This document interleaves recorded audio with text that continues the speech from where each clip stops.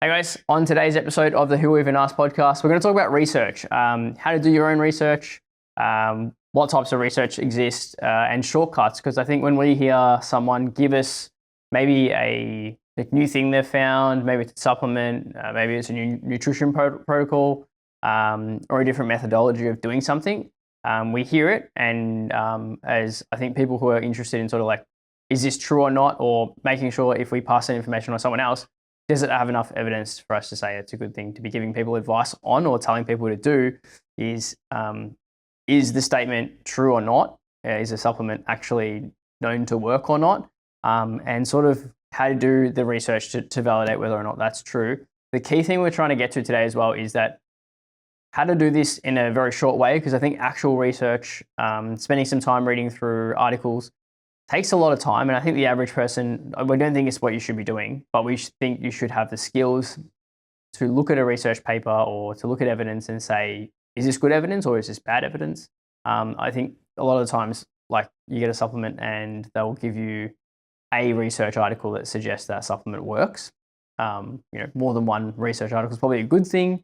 So it's sort of like, how to know, is that good or is it bad? Does it carry a bias or whatnot? So we'll talk about all the things you guys need to look for, and we'll try and give you some very simple and actionable ways to do this yourself. Yeah. And I think a common thing that it muddies the water when it comes to claims on any sort of product is you'll hear quite often conflicting information, right? Yeah. Like the common ones are usually around like things like chocolate and red wine, and they're the ones that get brought up to us all the time as PTs. Like, oh, the doctor said it's good to drink X amount of wine per night and it's good for your health. And then, there's a new study that comes out on the Nine News saying that drinking wine is good for you, and then a week later you hear, there's a study that says it's bad for you. And eggs is another one as well. It's like the whole cholesterol thing. Cholesterol and eggs thing. Yep. It's confusing when you're getting bombarded with different information about even sometimes the same exact thing. Yeah. So how do we get through that noise, and how do you make a decision based on certain things?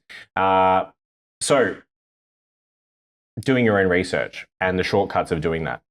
So I think the starting point, and I think this is a very essential life skill. I learned about this, or I went down this rabbit hole probably back 2008, I reckon it was. And it's framed my worldview ever since then. And I've sort of built the skills based on that initial like sort of nugget of information that sort of led me to go down that path. And it frames my lens on the world, right? And it's like skepticism, I would call it, a healthy skepticism. A healthy skepticism, and sometimes that word gets like a negative connotation to it when it's sort of mixed in with like cynicism, which is essentially just not believing anything. Everyone's lying to you. There's no truth out there. Like, I don't believe you. I don't believe you. I don't believe you. Yeah. It's not. Yeah. It's more so around understanding, like, if you're going to make a pretty big claim on something, you're going to have to back it up for me before I believe it. I might listen to you and on face value go, look, like that's interesting. Or it makes sense. Logically it makes sense sometimes, but But if you make a claim that is somewhat like a big claim, I'm going to walk away from there. And if it's something that I want to know more about or it interests me, I'm going to look for, is this actually true, rather than just taking someone's word for it. Yeah. So that's essentially what that is. When do you think, on a side note here, like when do you think, because we're talking about whether or not people sort of like should have the time or invest the time to do this themselves. I think a lot of times I hear something and I'm like, it doesn't make a difference to my life, and I'm not going to action or change any of my life based on the information this person's told me. So to me, it doesn't matter. What to you, like, when are you interested in things versus you just won't even pick up that piece of information again or have a thought about it?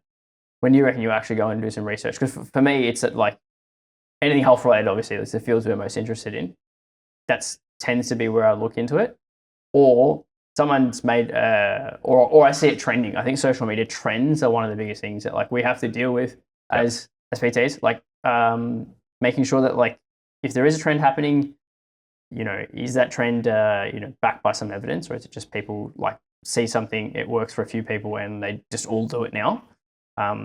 Is that where you're at, do you reckon, when it comes to doing research, or do you think? I think it comes down to two things, right? Yeah. Number one is curiosity. If it's something that genuinely sparks your curiosity, you're probably going to look into it anyway, even if it's just for a hobby.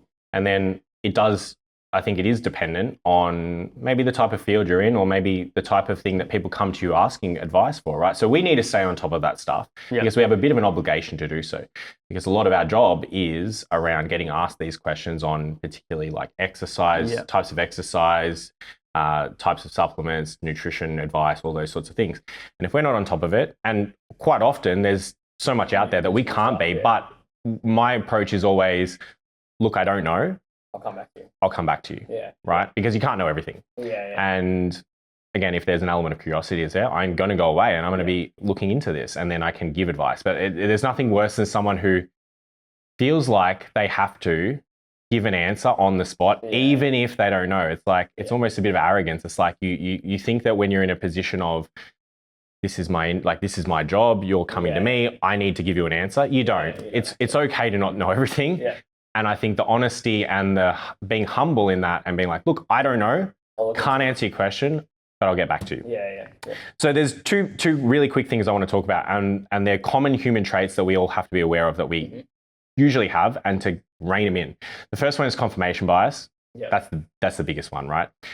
When we want to believe something to be true and it fits in our current worldview and our view on things, then we will just believe it's true, right? Yeah. And the shift in your mind has to kind of be around trying not to do that, or being aware of when your biases have come up, and then having this framework around, okay, like I like the sound of that. However, I'm still going to make sure that this is actually true. And when it comes to actually how you search for things online to look into these things, you also can't be looking with searches that are going to give you the answer you want as well.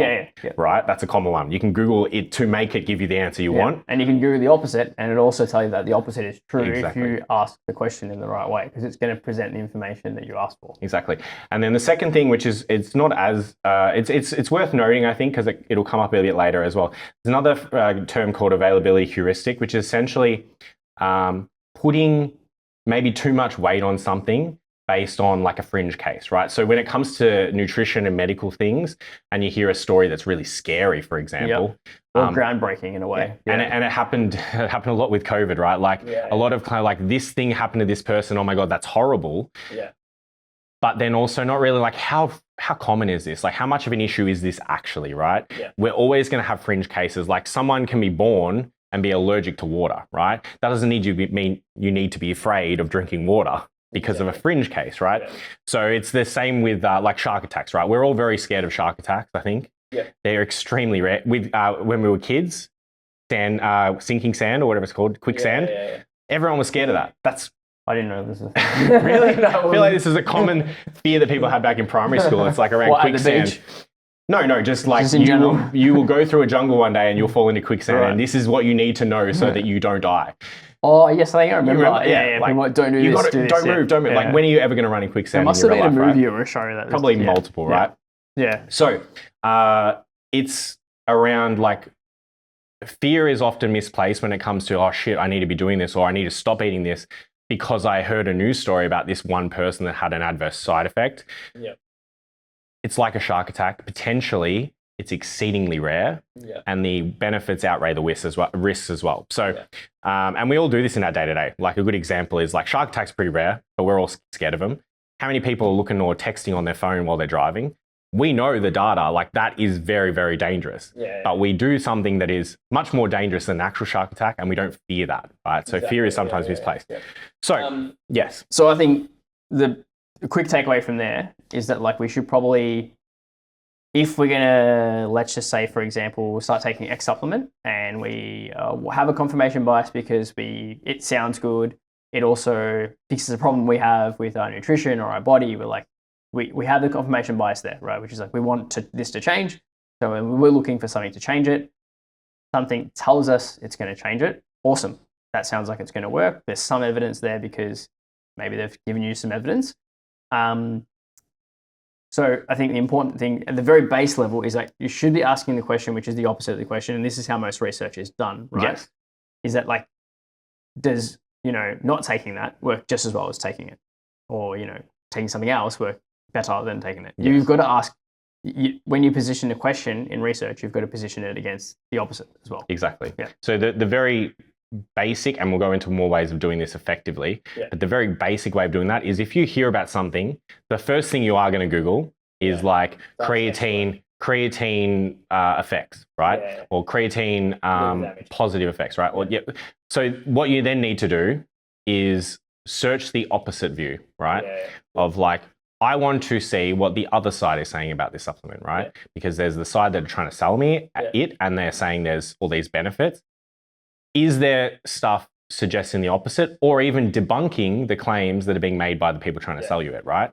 And so you need to do both searches. You're obviously going to do the search that confirms your bias, but before you close the browser, do a does and doesn't. Yes. In the search. Do both. Yeah. That's the first step. That's the most basic one. That's the shortcut because it essentially takes you less than 2 minutes. And it's a good starting point. And sometimes you might not even have to go further than that because that might be enough. I think oftentimes you should when the claims are quite big, but you might go, like I Googled the opposite view of this and that's way more compelling. I won't buy this. I won't, impulsively buy this thing straight away, right? So before we, I guess, get into some more of these shortcuts, we do need to discuss the hierarchy of evidence and the types of evidence there are out there because they are weighted differently and some have more validity than others. And in research, this is well known, but I don't think that the average person that hasn't maybe done university studies, post-grad, etc., would know all of these or know, because I think when it comes to claims that are being made where maybe they even do link sources at the end of the article, the weight of the evidence they're giving you is also a good determinant. So if the research that they link at the bottom and they reference is quality research, you might actually be able to end there and go, okay, like they've used good sources versus the alternative, which is maybe sources that you're like, well, you've just linked to another article and that article doesn't have sources. So you're just talking circular and there's no evidence to give. So these are the different types of evidences. Let's quickly go through these. So at the top, we've got anecdotes. And this can be just, this is what we're talking about. Or maybe a friend recommended something, a friend of a friend, something you heard online from someone you don't even know. It's probably the most common place people are actually finding the information at the moment. They saw a TikTok or an Instagram reel. And they're generally like sort of testimonials. I took this and this is what happened. That's one piece of evidence. Then you've got the next one, which is an expert opinion. So maybe it's a doctor or someone even just in a lab coat, which is a very great psychological marketing tool. They do this on Instagram all the time. Like you've got Dr. X or like Dr. whatever. Dr. Oz, Dr. Phil. They're not actually practicing doctors. They're not experts in a certain like field that they're giving advice on. They're still considered experts potentially because they're doctors. So exactly. That's a level of evidence. Yes. And then in that, you also have case studies as well. That's another type of evidence, which is essentially a piece of research that's fairly detailed, but it's on a specific person. So one person versus instead of a large cohort of people and their experiences and what they took and blah, blah, blah. Next, you have observational studies. So that's broken down into a few different types, but generally like a cohort study is sort of looking forward in time. So you're following people over a period of time, like 10 years, 20 years, and then you're tracking outcomes in a certain area, right? So how many of those people develop cancer based on, and then sort of grouping them together. Okay, well, we tracked runners over 10 years and we compared them to the general population of non-runners and they had less cancer, less of this type of cancer or like less diabetes or whatever it might be. But you're just taking a sort of, you're following over time and you're not really controlling for variables. They just do one thing and we're going to follow and see. Then you've got case control studies where you're actually looking backwards. So maybe it's a survey, you get a group of people and then you ask them about things from their past. So like, what do you eat in a regular day? What do you do for exercise? And then you're sort of comparing that to the general population and looking for interesting things that pop up in that, like differences between groups, right? And then going up the same sort of similar thing, maybe it's a survey, you go up to people that are taking a certain supplement and then you're sort of getting that data point and comparing it to people who don't take the supplement. Next one you've got is clinical trials. And there's a few different types of clinical trials, but the one that's sort of maybe the gold standard of clinical trials is the randomized control study.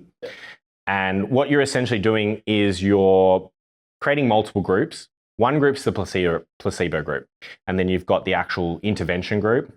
So let's say for a medication, for example, but it also, exercise, all those things, is you're telling them, take this tablet, And then they follow them over time and they see what the effects were on the body, both through tests, scans, personal, like how did you feel, etc., like different questionnaires, things like that. Yeah. But with randomized control studies, they're really good because you're essentially breaking the group off into 2 or more, depending on how many interventions there are. And one group is getting a pill that doesn't do anything. It's not real. Yeah. It's like, one group's getting an actual Panadol, one is getting a thing that looks like Panadol, but it's just a sugar tablet, right? Yeah. But they don't know which one they're getting. Yeah.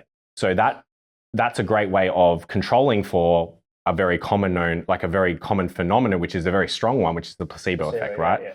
Which even if you're taking a sugar pill, if you think that pill is doing something, it will do something. Yeah. But it's your brain thinking and doing things, but not the actual thing working. Yeah. But if that has enough, if the placebo works well enough, we know that the tablet potentially isn't working. If the placebo and the tablet work just as well, the tablet doesn't work. Yeah. If the placebo works a certain amount and the tablet works better, we know the tablet is better, like actually does something, right? That's how you compare, which is why it's a great type of research, right? Then you've got systematic reviews and meta-analysis, and that is what is the gold standard of research. And if you can find something like that on the thing you want to know about, you're like with 99% certainty, you're pretty good at that point, because what a systematic review and a meta-analysis is essentially collating all of the valid and well done research on a specific topic, collating all of the data, all of the outcomes of that, and then giving an average of that across all the studies. So that is not just one study, it probably removes some of the limitations of it as well. And you've got someone who, like anyone that's doing a meta-analysis, like the author, the person who's doing the meta-analysis or the systematic review, they are someone who is very, they've been in that field for probably a decent amount of time. They are an expert. They've probably done multiple studies at this point. They know how to do their research really, really well at an expert level. And the work involved in doing one of them is like insane. You're essentially having to go out, do all the research, look at individual studies, know how to find them, finding flaws in them, chucking them out. You're not included in this. That's a shit study. And then a lot of these are like systematic reviews, meta-analysis of like 300, 400, 1,500 studies collated, combined, only including the ones that are the valid ones that are good research, getting the averages and then going, here is what across the board this is shown to be effectiveness-wise. Some studies might show it's a little bit more effective, some a little bit less. But then the average, you go, okay, well, this is how effective this actually is, or if this is effective at all, right? So that's like the gold standard. It's very exhaustive. Anyone that I couldn't imagine ever actually taking doing one of those, that myself. Like that's so much work. Tens of thousands of hours to create something like this. So those are the types of research. Now I want to quickly go through each of them and we give them a weight. Like how valid are they? How good are they as a type of evidence that you should give some weight to, I guess? Do you want to start off with the first one? Yeah. So the first one is anecdotes. We're giving this probably like the lowest rating across. It's not just us. This is how studies are rated when people. And this is also including like non-studies. Like any anecdote, like a person giving you an anecdote, that's not a study. But that is all low weight. Incredibly low. There's no control group. There's no evidence really to suggest that it works or doesn't work, other than that person just telling you that. So that's the lowest. Up next is like the expert opinion. Well, before we go on, like what is like an example of like why an anecdote is not good, right? Yeah. So when someone says they're taking something and they felt a certain result, they haven't given you any more info of what actually else they've done. Like common one with medicine is like you take antibiotics and you start to feel better. Did the antibiotics work, or were you just kind of getting better anyway when you got to the doctor and you're already 4 days into the flu and your body's already starting to fight it off? Whether or not you took the antibiotic or not, like maybe it wasn't actually doing anything. But from a more like... they actually have a very low effectiveness on the flu, don't they? Look, they have some effectiveness, otherwise they wouldn't be prescribed, but... I think the thing is that most GPs now would... I mean, I think they try not to give it to you, but I think in the end, the person comes in asking for it. It's like, whatever, take it. The harm in taking it so low. Exactly. Like, if you want to take it, take it. Like, it's not going to make really that much of a difference, but go for it. It's someone who like says, I drink vinegar every night and I feel so much, I get better sleep for it, right? Like, is there anything else possibly that also changed when they made the decision to drink vinegar? Probably. They're probably on a health kick. Maybe they also started running. Maybe they also started changing a few other habits in their life. So how can you attribute it to the olive oil or whatever I just said, I don't even know what I said, compared to a combination of things, and maybe that had no effect. And the real effect was that when you got on your health kick, you started running or you went to the gym or you changed, your lunch was different or your breakfast was different. Yeah. There's so many things, and that's why anecdotes are not great, because you're not going to grill someone. Oh, that worked for you, yeah? Tell me about your entire week. Yeah. Down to like the details, right? You're not going to. Yep. Next one. Then we've got expert opinion next. So this is low to medium. It's a little bit higher than an anecdote, because it's an anecdote coming from someone in a field that knows a little bit more about their area. And this group includes the case studies as well. And the main problem here is the lack of scale. Yes. It could be just a doctor's opinion on a certain thing based on their sort of experience. So they might have seen, across their practicing experience, like people that take this have had this effect, and therefore we recommend that. Yeah. Problem is the scaling. Like, it's the scale problem. It's also that the doctors have their own biases. Yeah. We like to think that people at the high level of a profession have no biases. We're all human. We all have them. We have our own biases. We talked about it in the podcast the other week around resistance training. Like we have that bias, right? Yeah. So our whole perception on what we think is good for exercise is biased by that. And so you need to be aware of it. But also, a doctor prescribing maybe something a little bit different to what another doctor prescribes, and you go, oh, look at the result on like these 3 people I gave it to. Like they're raving about this, right? Mm-hmm.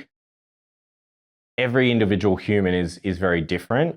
Even the way you deliver that information can affect how effective it is. And then they're also just giving their anecdote of how it works. Yeah. You don't have the data to back it up. It's just like, I gave that to that person and they had a good result. And maybe because of your biases, you ignore that the other 3 people you gave it to didn't have a great result. Yeah. And you go, you forget about that stuff. Yeah. You only care about the stuff where it's a win, right? Yeah.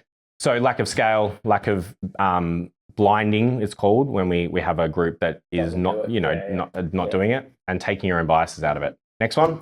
Observational studies. And this is where sort of the scale part is reversed, right? Like observational studies have good scale, but don't control for the variables. That's where they sort of fall apart, don't they? Like, you can do, because you're not actually doing you're not conducting a new thing. You're looking at what's happened already. And you're observing what the trend was, or differences in rates of cancer or differences in rates of type 2 diabetes, right?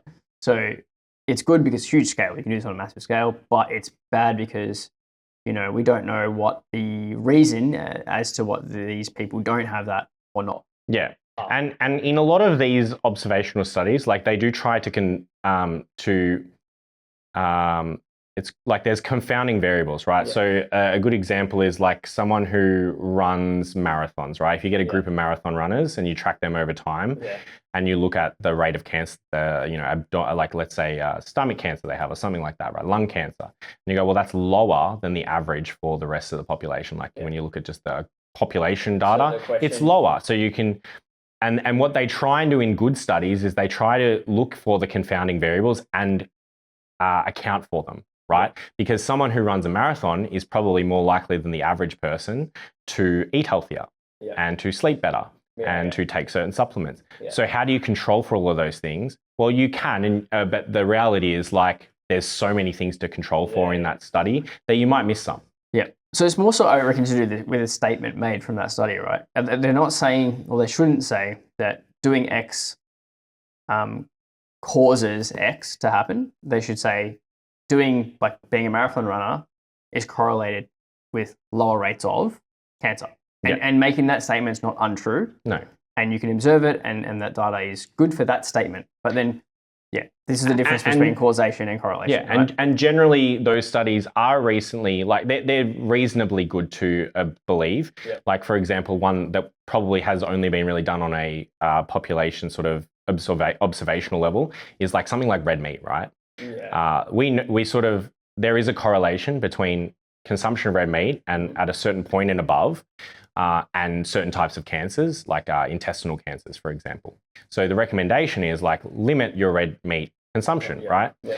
And like researchers are not dumb. They're very smart people. They know that there's other factors that they need to look into. So it'll be like, okay, so we also need to account for the fact that red meat eaters also tend to smoke more, or whatever it might be. They'll find associations. Is this what healthy user bias is, right? Or Yeah. not? Yeah, it is, right? Yeah. So they do account for a lot of these things, which is why there's still validity to all these things. However, you can't necessarily account for everything. There's certain things that you might go, we don't think that is a factor in this. And then they won't look into it. And they'll look at the main things, they might miss a few small things. Generally, it's pretty good, but there are some flaws to it. Yeah. Next one. All right. Next one is clinical trials. So this is now getting into the higher levels of sort of like validity in studies. Now the limitations here are the scale part, right? Like they're going to use it. They'll generally try and use as big a group as possible, but it's harder and harder to get people to do a trial for you unless there's money involved. And yeah, maybe that is part of limitations as well. Where does the money come from to do the clinical trial? Yes, so it's a funding issue. Yeah. And this is where I think it's a really unfortunate thing. Yeah. Usually the funding has to come from government and it's handed out to universities to do these trials. And whenever the budget is tight for a country, where's the money getting taken from and reduced to help, reduce expenses? It's going from that, right? That's one of the first things to go, which is a shame because these studies in the long run, I mean, and historically, like all of the medical advancements we have today are because of these research studies being done, right? So when funding gets cut because not enough tax dollars coming in or expenses too high, spending's too high, it goes from research and it really affects us in the long run in terms of our own health because we don't know things that we could maybe cures for certain types of cancers and all these things, right? Yes. So the reason that these studies sometimes, the reason that it's harder to do these studies, number one, funding. Number two, because they're so rigid in how they're controlled. So you'll have different groups, you'll have them on a very strict, like you must do this. And it's usually like, we need to observe you. So you're coming in to take this medication or we're going to give you this injection. You have to do it for 12 weeks. You can't miss a thing. Yeah. You get people that drop out. Yeah. So then the money that was sort of, part of that budget, now it's just gone. They dropped out.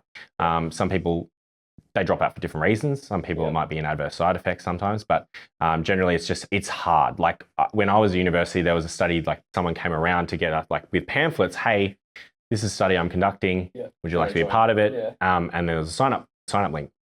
It was 12 weeks. It was a sleep study. You got a total of, I think, $1,600 for doing this over 12 weeks. However, every single Wednesday, you had to come in to university, sleep overnight in one of their beds, hooked up to machines, right? Yeah. So maybe a uni student goes, oh, that's good money, and they can do that. Mm-hmm. Someone like myself, like there's no way in hell I was doing that, right? It's just the money was not worth the inconvenience that would have been, right? The other limitation is the length, right? So these studies are not done over the period of someone's life like you could with a observational study. They're done with 12-week studies or, sometimes shorter, sometimes a little bit longer, but generally they've got to be shorter and then... Yeah, they have to be reasonable. Yeah. And one thing I'll just touch on, like, it's unfortunate, but because of the way that research is, like, and a lot of it is done at universities, a lot of these studies are done on university students, which is a certain specific cohort, right? It's like someone between the ages of 18 and 24 usually. Yeah. And so it's hard to extrapolate that data sometimes to, okay. A 40-year-old or a 50-year-old. Because that is something that matters, right? Like sometimes eating red meat at 20 to 24 might have a different, your body might have a different response to if you had it at 50 and 60, where it might be like significantly worse for you. Yeah. So there is a limitation there. Yeah. And then, as we already touched on, and we probably went through already a decent amount, is systematic reviews and meta-analysis. This is probably, the gold standard, which is just combining a bunch of different clinical trials together to give us... Yeah. And the flaws that we talked about of studies, they go away with this because someone that's looking over the study that you've actually done can go, oh, that has too many flaws because of this, chuck it out. It's not included in this analysis, right? So it is the gold standard for a reason. And if you can find a study which has systematic review or meta-analysis in it, that is something worth listening. Like there's a lot of weight in that. And I think the limitations here, generally what we're talking about, is that there's probably unlikely to be a study on the new thing that is now most trending because it hasn't been out long enough to have enough clinical trials done, and therefore there's not a meta-analysis of those trials yet. So That's one of the limitations. It potentially lags behind a little bit if you're someone who likes to be up and current on whatever's the most trends trending, and what's going to be beneficial. Yeah. Someone making big claims about something, yeah, they might be right, but unfortunately, there won't be evidence to back that up until there's 20 years. time Yeah. for that evidence to be for it to be studied correctly, and that obviously takes time. Yes. So let's get into some more practical. Steps, where should you go? The reality is, if you want to know if a claim is true and you're looking through this evidence, the way you would do that is quite rigorous and it's time consuming. And the average, I don't even expect the average person to care enough about anything to go and do this level of research, right? No.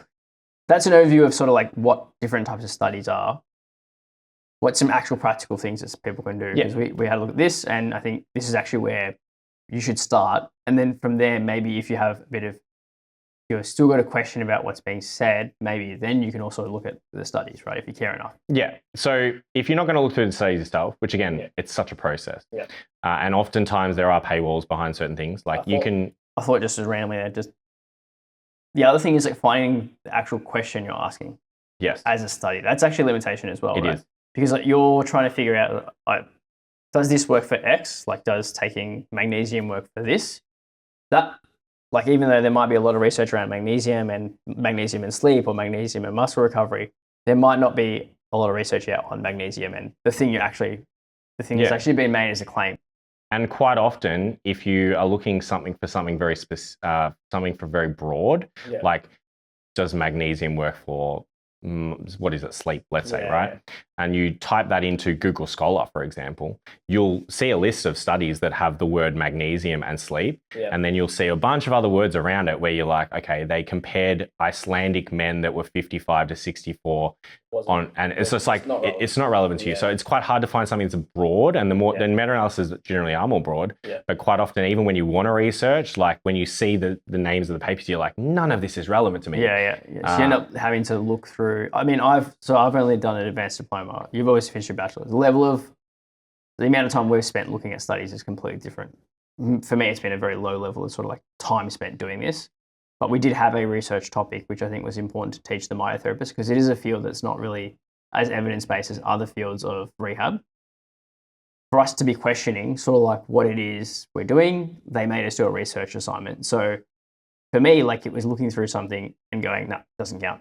No, that doesn't make sense, or that doesn't have anything to do with what actually the question I'm asking. So it takes time, not to deter people from doing it at all, but it is time consuming. And the paywall thing, right? Like, there's ways around it. I think you gave me a good one. But yeah, like a lot of the studies are, partly because, how they get funding is because where it's published is going to get some money from it as well. Yeah, sometimes if you want to read the whole PDF of the study, you got to pay. Which I do not recommend. It's fucking really boring, but not worth it. So what is, I guess, where can we look for that information that doesn't involve going through the studies? Well, there's reputable organizations all around the world. And so we'll list some. I sort of categorize them into sort of medicine, nutrition, exercise, because those are the main topics we sort of cover, and most of the people that would watch this would probably be interested in. So you've got like the World Health Organization, you see a lot of things, like a news story will come up. They're essentially collating all of the studies they're going through and looking at validity of them, and then based on the whole, like sort of the whole of them, they make advice and guidelines and recommendations based on that. A good one for Australia when it comes to like medicine is like the TGA, which is Therapeutic Goods Administration, and then you've also got the National Health and Medicine Research Council, which is the NHMRC Australia. That's for sort of like medicine, basically. And quite often those websites as well will have like a list of all the articles, but also just have news articles where someone's going through and they're basically saying like, hey, here's what the research at the moment is saying. Here's some interesting things that are sort of going on right now. Gives you a bit of an overview.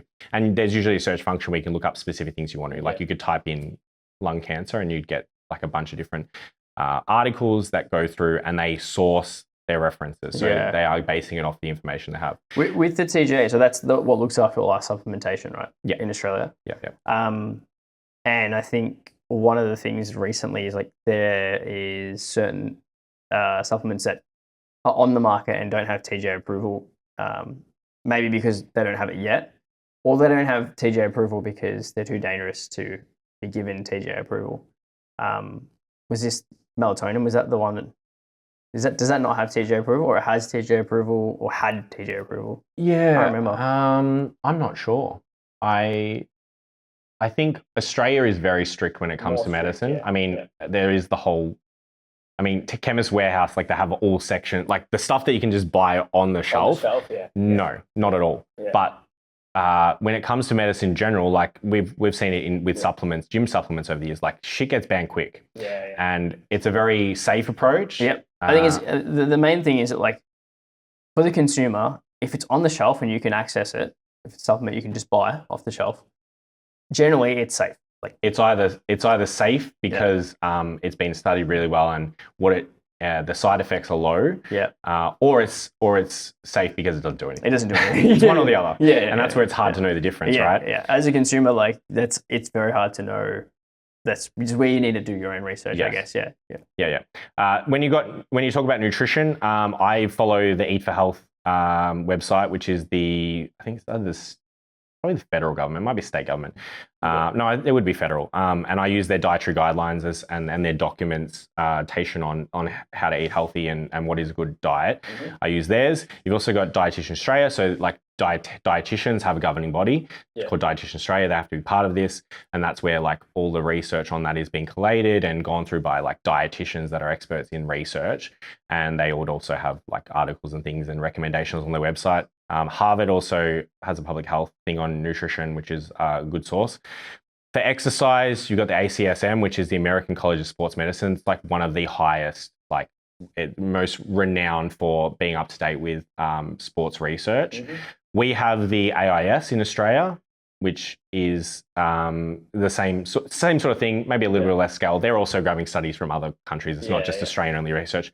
They're a good source. They also do a very good thing on supplements, which I use as my guide of what is being shown to be effective, what might be effective, but we only have maybe limited evidence or animal studies, what's not effective, and then what's banned. And the banned stuff is usually effective, but it's banned for a reason, right? And so that's one example of what is on the AIS website. And then ESSA, which is Exercise and Sports Science Australia, another governing body around sport and exercise, which, like, when I finished my Deakin degree, I got accreditation to be part of ESSA. So I have my membership with them, and they keep you up to date with things going on in that new research coming world. out. Yeah.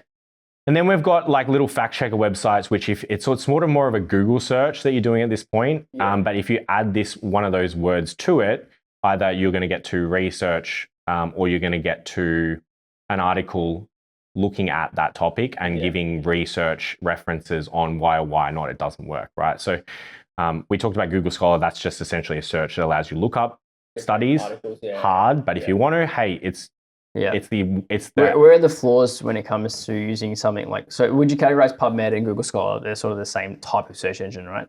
They're search engines that look at studies. They look through studies, right? I think limitations of that is sort of like knowing how to use. It's different from a Google search. If you just type in like, does something work for, it's not going to give you what you want. Because it doesn't work on Google's algorithm of essentially like understanding like a sentence structure and then figuring out what the keywords are. With those sorts of searches, you need to know your keywords and you need to know like what things need to go in like double parentheses so that word has to be in this search, using the plus and all these sorts of things to get what you want. It's a bit arduous. You can definitely watch a YouTube video that would quickly explain how to use PubMed. I think one of the things that we got taught is like picking the type of evidence on the side. There's little tick boxes. You can pick the range of evidence in terms of how long the article's from, like how long ago it was from. So you can choose to have it within the last 5 years or the last 10 years. So like the research included in the stuff you're looking through is more recent. And then, obviously trying to pick RCTs, like random control trials, randomized control trials, or clinical trials. So you can pick the types of research you're looking at instead of just picking articles, which again could just be. And an easy one to tick is peer reviewed, because peer review is essentially other people in that field have looked at your study and they agree with it, and they've not just agree with it, they've copied your study and it got the same results. So that's how it kind of works. And then we'll talk about like before we move on to like these sorts of organizations and how much trust you should give them, I want to talk about why and where you shouldn't look, right? Yeah. So I think you It's probably... kind of is what led us, I think conversations in day-to-day life is sort of what leads us to our topics when it comes to like what to talk about next, because it's the questions that are being asked by our clients or by people in our life.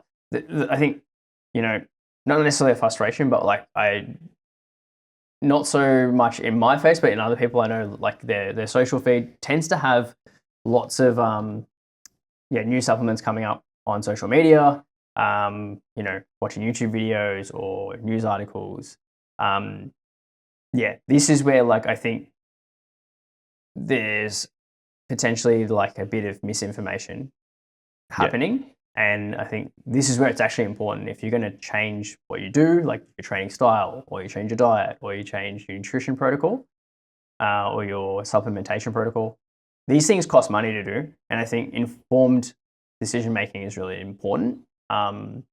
This is kind of why you should probably do more than just look at these videos. The average person probably knows this. No, I'm not thinking people are idiots here, but like I think, take most things on social media with a grain of salt. And if it's something you're actually going to go and research yourself to actually go and look at, do more than just Google search. That's sort of where we're getting at with this, right? Like, actually look up some research and look at how to do that. Look at what sort of these more reputable sites actually look at. Well, and there's reasons why, right? So when it comes to a video you watch, an influencer telling you something, a Google search you did that leads to an article from someone who you don't know, are they a doctor? Are they a dietitian? They've just written an article. The reason that is not the place to look, and I think you should be skeptical of both. You should be skeptical of these big reputable organizations, and you should be equally as skeptical to the video you watch from a person, right? Yeah. The difference, I think, is that one has checks and balances and the other doesn't, right? So be skeptical of all. Yeah. But we are being bombarded every single minute of every single day by people trying to sell us something. And it's more dangerous when it's coming from an individual that's like a health person or an influencer or whatever, because they don't have any worries about checks and balances. They're not going to get a lawsuit likely against them. Mm-hmm. They're not going to get sued. They're not going to go to jail for making a certain claim. They're not required by law to follow certain standards and procedures. Yeah. Like there's certain things dietitians online just cannot say. Yeah. And so the unfortunate part is that what governs more reputable sources when it comes to us, not necessarily as PTs, I don't think it's regulated.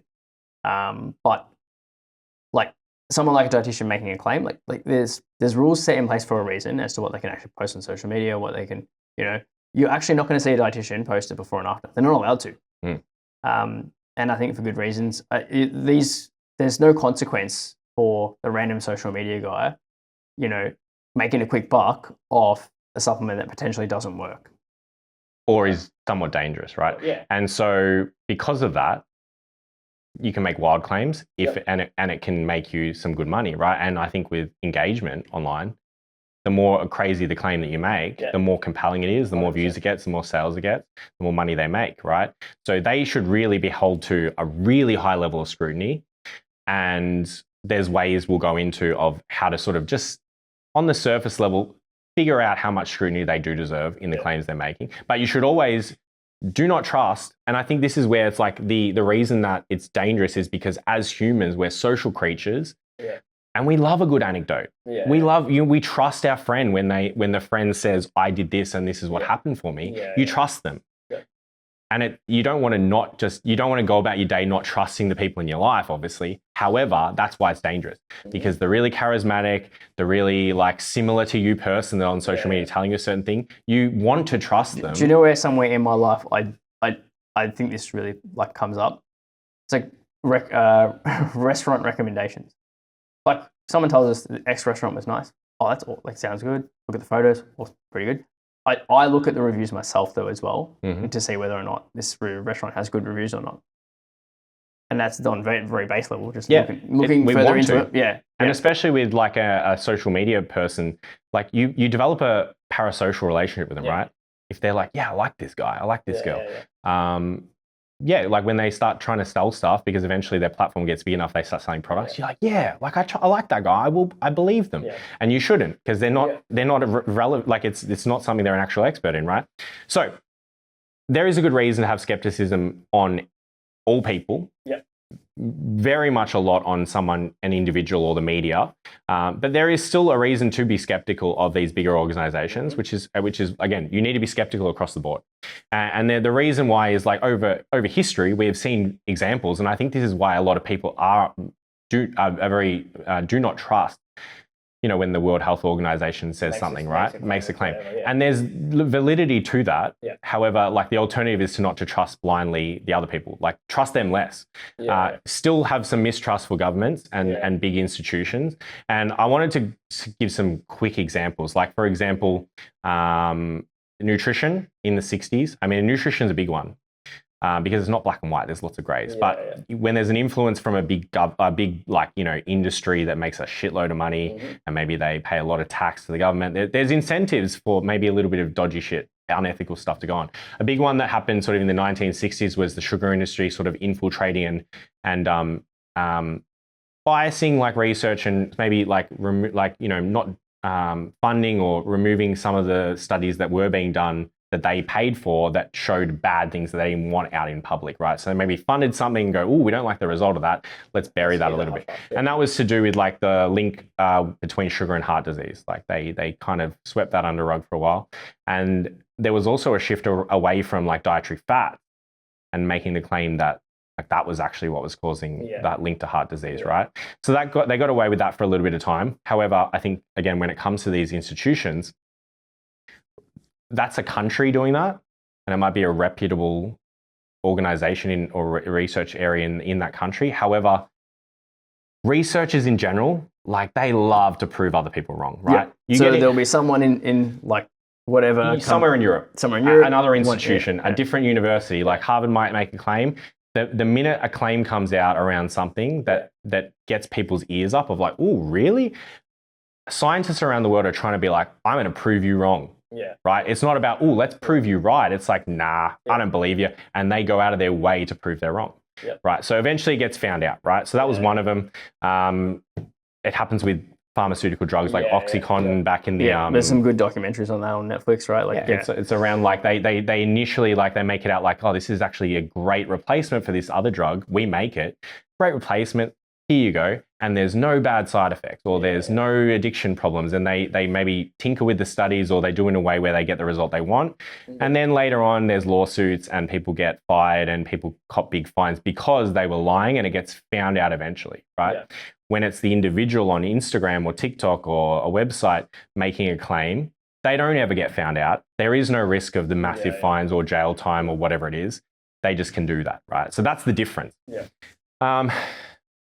So let's go now on to what are things you can look for. Like, let's say it's something you see online, a video of someone. What are like some very easy things you can look for initially before you maybe even decide to do your own little bit of extra research on that, right? Yeah. So this is a 4-point checklist that you made. Did you make this, or did you find this? Checklist? Look, everything is, any information I get it's always someone else's, right? No one has an original thought. No. So the 4 things we should look for is credentials of the person. Like, are they an expert? Have they done some level of education in that field that they're giving advice on? Not just some, like I think there's a certain level, right? If you did a diploma of nutrition, it's not the same as a bachelor's or a master's of dietetics, right? Yeah, exactly. Then do they have a bias? Is what they're trying to sell you something. If you click on their profile from the video and they're selling that supplement they're talking about, that's a bias. Are they being paid by the other company, to, we don't know that. You should really, I think, like, good for me when I'm watching at the moment, my rabbit hole is shoes, like running shoes. And the good YouTubers I watch, they'll let you know whether or not they've been given the shoe, whether they bought the shoe, or whether, to sort of expose a potential level of bias. They'll tell you that, right?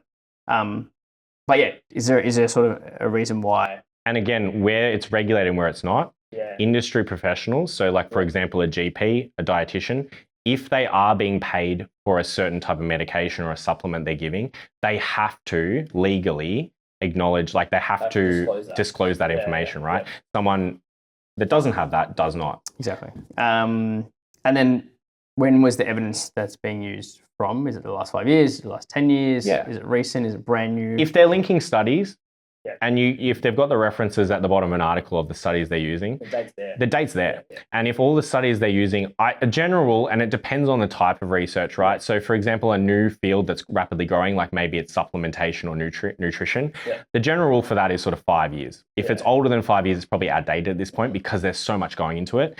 Other types of, like if it's philosophy, for example, it can be much longer than that because philosophical arguments don't get outdated in 5 years. Like they're philosophical by nature, right? And then the last one's citations. Like what are they referencing? Is their actual sources of information? So essentially whether or not they're primary or secondary, right? So a primary source is the research, a secondary is the reference is another article. So secondary, it's not as valid. Because then you've got to check that article to see if that has references that are from a primary source, right? And it can be a bit of a loop, right? So what sometimes happens is someone references another article, and that references another article, and that references another article, and then the primary source of information is so far detached. Or it just isn't even there, right? Doesn't even exist. You're real dodgy. It's done deliberately, right? Yeah. So just look out for that. That's the other thing to sort of look for. What's the shortcut? So you had a good shortcut for people to use other than doing that checklist. Yeah. If you're sort of wanting to go in a bit deeper and you don't want to do too much though, it is a good starting point to just Google search the topic and then add the word meta-analysis, systematic review, and just see if there's anything out there on that thing. Because that's a good, if you can see that there is, you don't even necessarily have to read through the whole thing. You can just sort of look at their abstract or maybe even just look at the little brief overview of what that study is about on the page that it'll send you to before the PDF of the actual study itself, and give you an idea of what was the study, what was this analysis on. And sometimes it'll usually in the abstract, it'll include like the outcome, the result, or a little bit of an overview of what the research currently looks like on that topic. So it's a good starting point. You don't have to go too far further than that if you don't want to, but it's there, and it's always good to like look at these things and like sort of suss it out, because it's an interesting part of the internet that most people don't look at. So we've kind of already discussed when it comes to selling or a product or a thing that you're looking to buy for a health benefit. All the things you need to look for. It's the biases. Are they trying to sell you something? What type of evidence are they using? What are they referencing, etc. There's also the opposing side of this as well, which I think is important to quickly go through, which is around like not doing something being bad for you. You shouldn't take this, right? And whether or not it is something you should actually worry about, or if it's kind of a bit of noise, really, like the whole wine and the chocolate thing, good and bad things come out, doesn't really matter. And I think recognize you're a bias initially, and then get some context on how dangerous this thing might actually be, right? Because it's generally a case study. It might be a news story on a person that took certain thing and had an adverse side effect.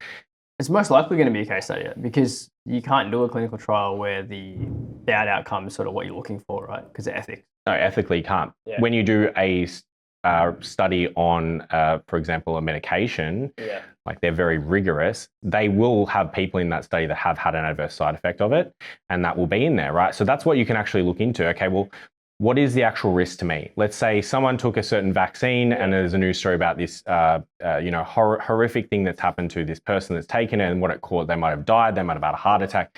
It's like, okay, similar to this could be like that shark attack example, or getting hit by lightning, where what are the chances? If it's exceedingly rare, like any medication, some people are going to have an adverse reaction, even Panadol. And then also looking at the risk, your individual risk profile. So you can look that up quite easily, because anything to do with medicine and supplements that are approved is going to have a large body of research that's been done on it, and thousands, if not tens of thousands of people that have taken this over a period of time, and how many people had the adverse reactions, right? And so usually they give it in a per 100,000 sort of figure. So if it's something like 1 to 2 people have adverse side effects out of 100,000, I would say that's pretty good, right? That's pretty good. You can see all that information, you can look that up and see whether or not this thing that fear is being created around is actually worth being something you worry about. And then what you were saying, who are the higher risk categories, right? You might be in one of those, right? So it might say, look, for someone between this age bracket or this gender or someone with this predisposed, because like you might have diabetes or something, right? Someone who has that is at a higher risk than someone who doesn't. So, but also like having a look at what that risk profile actually is, right? Do you fall, so you might fall into a high risk category, but that might go from like, you know, 1 in 2 to every 100,000 have an adverse side effect. It could just be 1 in every 5 people. Yeah. Like still a very low amount of people having a side effect to it, even if you are into one of the higher risk categories. So that's important. Yes. As well. Like, you know, like it's just because you fit into what they said in the text, it's important to look into source. Yeah. Still looking into the actual risk, right? Yeah. That's all you really need to do. Yeah. So I guess if we were to cap everything up, be skeptical by default, especially if the claim is a big claim on anything. Have a healthy skepticism. I think that's the main. Don't be an arsehole if someone's given you an anecdote. Don't like dismiss them or whatever, but be interested in it. But then don't let that be the thing that gets you over the line to purchasing or not purchasing a certain thing. That is when if you're curious about it, if it's something that interests you, then you start to do these processes. Reputable sources are not perfect. However, they are much more controlled and regulated than non-reputable sources. In terms of doing your own research on the internet, look up you're going to have your bias when you do the initial lookup. Look up the opposing view. Yep. If you can, on that Google search, if you're still not sure, add the word systematic review or meta-analysis if there's anything out there on this. And then I guess the final thing is, I guess just as you do this more often, you kind of develop more skills and it gets much quicker. Yeah. Instead of it being overwhelming and daunting to just quickly do a Google search with the right sort of metric, the right sort of key phrases, or even to go into PubMed or Google Scholar and search something quickly with the right set of phrases and tick the right boxes to filter. For me, having only ever done this as one research assignment, at the start of me doing that research assignment, I was like, what am I doing? Like, this is just, and then you do it a few times and you look for like different sources of information. You get good at it pretty quickly. It's not that hard to use. And so I think, don't be too scared of it. I think the main thing we're getting across is that like people should do their own research. You should make informed buying decisions. You should look at the risk profile to yourself and then the benefits. Like if something's got a low amount of benefit to you and it costs X amount of money, well, don't buy it. Like don't just buy it because people are buying it. Yeah. And it's such a great thing too, because as you do it a little bit more often, you become so aware of the red flag. The red flags just start waving in your face. And sometimes you don't even need to go into looking into it because the red flags are right there in front of you. And you go, I don't even need to continue because I know where this is going to go if I do my research, right? Don't bother, move on, scroll. It doesn't affect you in any way, right?